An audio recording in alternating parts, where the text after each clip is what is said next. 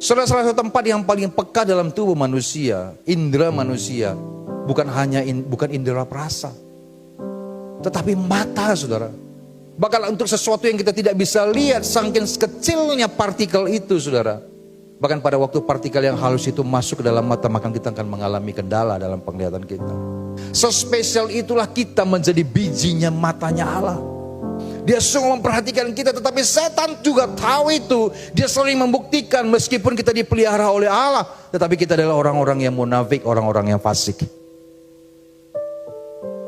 Kebenaran firman Tuhan adalah Tuhan sendiri. Yang sesuai dengan tema kita bulan ini, following His way. Arti kebenaran itu yang harus menjadi guidance dalam hidup kita, yang harus menuntun setiap langkah kita, yang menjadi petunjuk bagi kita, bagaimana how to operate your life, bagaimana mengoperasikan hidup kita. Pada waktu pengetahuan yang diberikan kepada kita dan membuat kita tahu akan firman Tuhan, tahu akan maksud-maksudnya Tuhan, tahu akan jalan-jalannya Tuhan, dan kita melakukannya, maka dari perbuatan-perbuatan kita itu memberikan kita petunjuk bagi orang lain, menjadikan kita sebagai petunjuk bagi orang lain untuk mengikuti hal yang sama.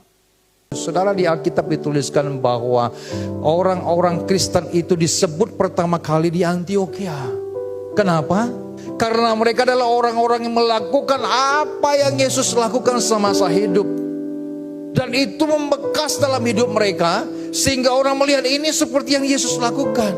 Saya memprediksi bahwa pada waktu mereka menumpangkan tangan di atas kepala orang sakit pun, orang sakit itu sembuh. Pada waktu mereka mengusir setan dalam nama Yesus, di zaman itu pun di Antioquia itu orang yang diusir, orang ini pun setan, roh jahat pun pergi. Hari ini Tuhan memberikan kepada kita firman, jangan kau dianggap rendah karena kau muda. Jadilah teladan. Maka saya katakan bahwa kalau kita tidak memiliki teladan Kristus dalam kehidupan kita, kita dipandang rendah. Apa itu teladan Kristus? Kebenaran firman Tuhan. Kalau hari-hari kita tidak menghidupi firman itu dalam hidup kita, maka kita akan dipandang sebagai orang yang rendah.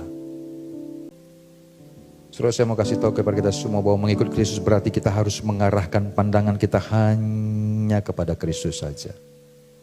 Dalam Ibrani 12 ayat 2, marilah kita melakukannya dengan mata yang tertuju kepada Yesus yang memimpin kita dalam iman.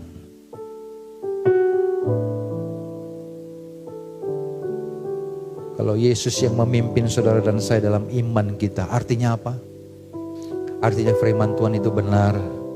Tuliskan bahwa firman Tuhan, iman timbul dari benaran akan firman Tuhan. Maka iman tanpa perbuatan adalah mati. Bahasa aslinya iman